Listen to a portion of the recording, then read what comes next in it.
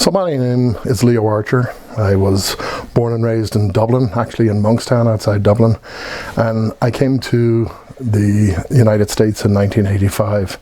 Now my story was one that was, I won't say completely unknown in the 1980s when I came here. I came on an athletic scholarship. I was a hammer thrower and got an opportunity, like so many, to come and go to school in the States. And I suppose there was always a part of me that knew if I came I might want to stay. So I started my career in Ohio at Kent State University. I did my first 2 years of schooling there, and for one reason or another I ended up transferring to the University of New Mexico in Albuquerque.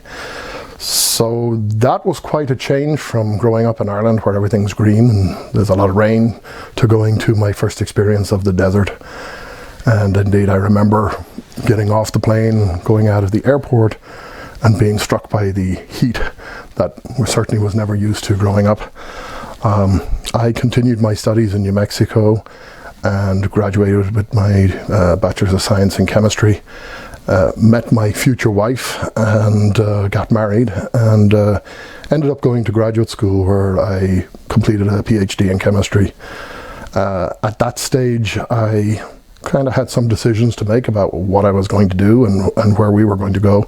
But I got an opportunity to move with the company to go to Dallas, Texas with Texas Instruments. I had migrated into the semiconductor industry. And after some time at TI in Dallas, changes within their company gave me an opportunity, or forced an opportunity really, for me to look elsewhere. And so I ended up accepting a job with Intel in Portland. Now Intel, as probably everybody knows, is a very big company here and of course in Ireland, so there's a relationship formed already. But I had nothing really to do with the Irish group. It was very much in development in Oregon. We moved, my wife and I and 2 young children at that stage, moved to Oregon in the late 1990s. And after a while in Oregon, I decided that I really couldn't go back to the rain and the clouds and what had we kind of grown up with, and we wanted to move back to the Southwest. So got an opportunity to come to Phoenix. We ironically had always said we'd never move to Phoenix because it is hot here, and we didn't want to come to something this hot. But we took the opportunity and moved to Phoenix. That was in 1999. We have lived in the Phoenix area ever since. We have lived in Mesa, Arizona, which is a suburb of Phoenix, for the last 15 years or so. And through many ups and downs, I have stayed employed in both high tech and later in a consulting business, and now with a business that's completely removed from technology.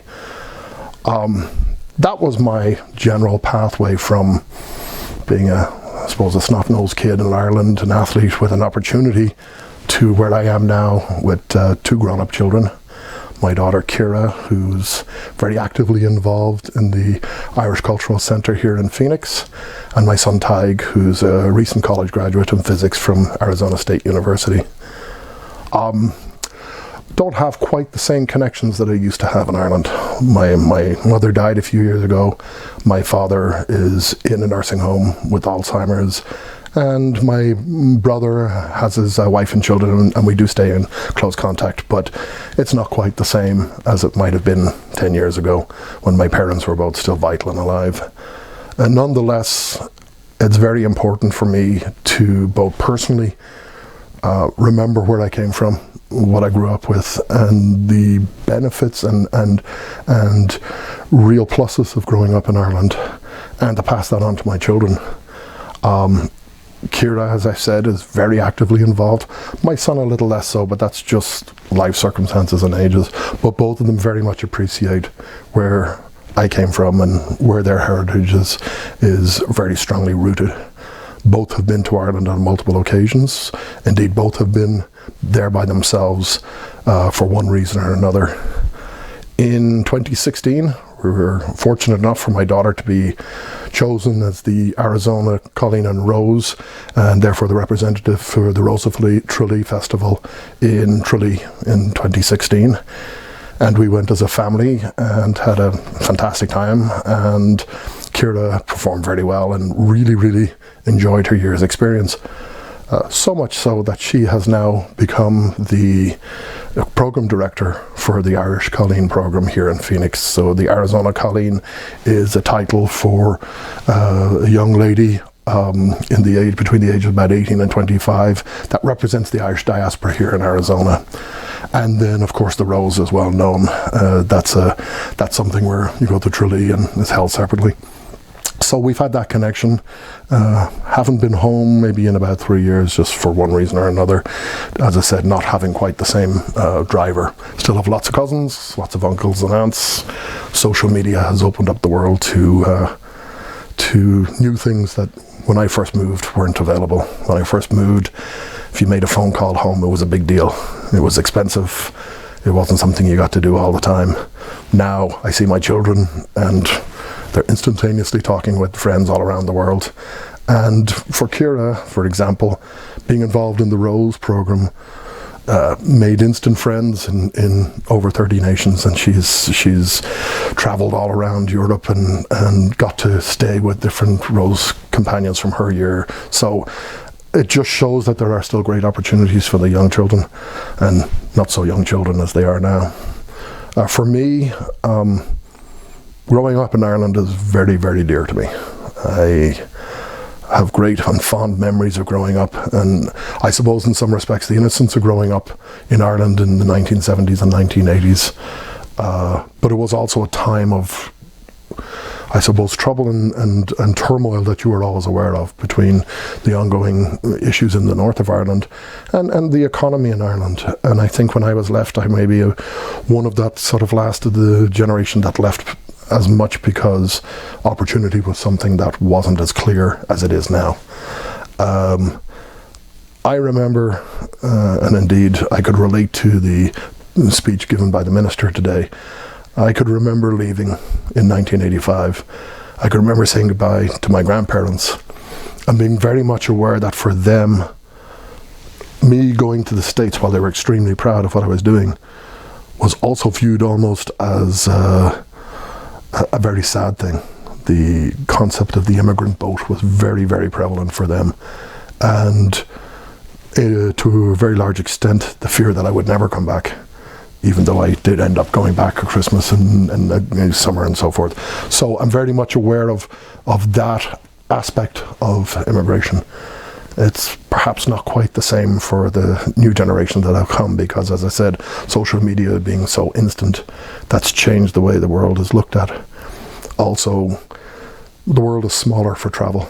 The guys and girls in their 20s and 30s think nothing of jumping on an airplane and being in a place the next day, and it's become much more available. So I guess the stigma that went with being an immigrant and coming to the States has probably changed a lot.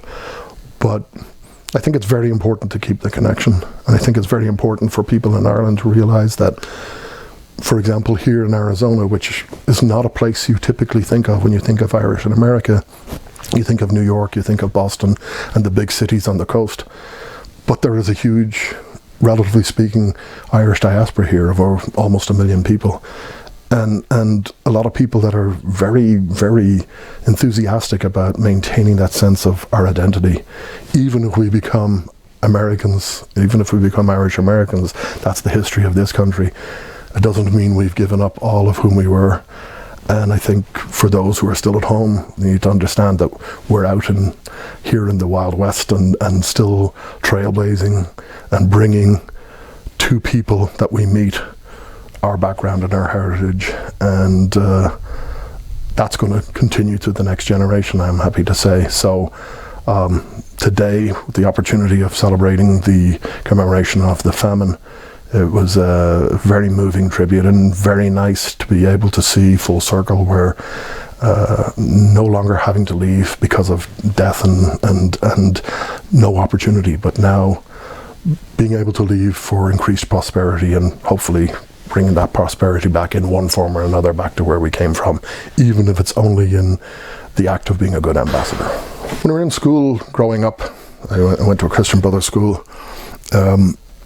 you always, of course, did Irish history and European history, and we were very much drilled in the constant cycle of Irish history of a response of violence and then a response of diplomacy and a response of violence and diplomacy. And you saw all the time from all the way back to the Vikings, where we were very much a people who were under the thumb of oppression in one form or another. And you see by the late 1700s, it was very much aware to us, 1798, with the flight of the wild geese and the things that you remember in history, that we were a people who were slowly starting to realize that we couldn't let things go on the way they were. And I think the start of the 1800s, we started to see some great parliamentarians, O'Connell and other people who spoke on our behalf. And then you hit the famine. Then you start talking about the 1840s, and even as far back as 1841, you start to remember in history the things you talk about the changes that were taking place, and about people leaving the country as immigrants, in most cases never to come back. And then you get to 1845, and still very, very vividly in my memory, the idea of the coffin ship, the idea that you had no choice to survive except to leave, that the only staple food you had, because you weren't allowed to have meat, to have beef. You might have a pig if you were very lucky, but it was really down to potatoes and perhaps some other vegetables if you were lucky enough to be able to grow them. And that basically disappeared. And it does leave an indelible mark, and it always has, that was the real start of the true exodus from Ireland, I suppose, of people who predate me, people like myself. But in that case, there was no choice. They arrived in Ellis Island and other places, and if they were lucky enough to have survived the trip, being exposed to a new country with dramatically different approaches to life and multicultural, we weren't the only ones coming here, it must have been overwhelming. I know the day I arrived in New York, what it was to walk out of JFK, to drive in towards New York with a cousin, and for the first time see a skyscraper and look up and go, my gosh, where have I landed? This is an amazing place. And I do wonder, did it feel any way like that for people when they arrived? I'm sure there was a feeling of just, I suppose, relief that they had come to somewhere where there might have been a chance for them. The realization then that food and so things like this were available and plentiful, but then also the realization that it wasn't easy to just start and make a life here. There were all sorts of barriers to being successful, but that they overcame those. And as I say, looking back on the history lessons that we had, it's very apparent to me that it was a struggle, but it was a struggle that demonstrates that Irish people are actually probably quite unique in many respects around the world. We came in with nothing, and if you compare the other cultures that came into America at the same time with nothing, and then look at the Irish influence on everything. We built the skyscrapers with other groups, but we drove the building. We became the successful builders. We became the politicians. It's all through the history of the Northeast. And ironically, then you look and you come all the way out to the desert here in New Mexico, or in Arizona, and you become aware that Tucson was founded by an Irishman. You're kind of shocked. You come out here and you see signs out in the desert where there were originally old missions and things like that, and there's the name of Irish priests who were missionaries at the time, and you start to become aware that the Irish experience wasn't just the East Coast, it was this migration out west, and it all came from that terrible event of the famine. And while I'd be lying to say that you think about it frequently, because you probably don't, you do when you walk in here to the ICC, because the first thing you see when you walk through the gates is the An Gcomhtha Mór Memorial.